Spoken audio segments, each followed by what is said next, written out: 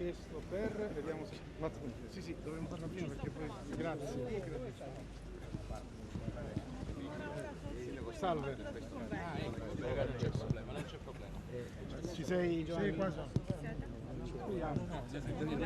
Ah, bene, quindi è tutto a posto. Siamo già in onda. Benissimo. Legalità, confisca beni, quali strumenti da parte del legislatore e cosa si può fare? È stata una scommessa vinta, adesso abbiamo una nuova scommessa. La scommessa vinta è stata quella di fare passare i beni dei mafiosi nelle mani dello Stato. Ora la nuova scommessa sarà quella di farli utilizzare, renderli redditivi, metterli a reddito in tempi molto rapidi. Pensate che da quando è nata l'agenzia ad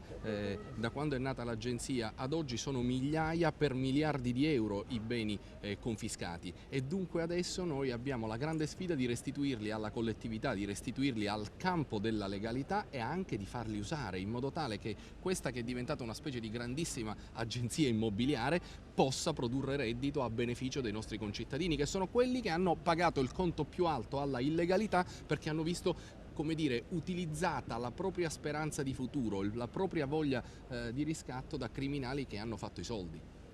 Grazie. Grazie.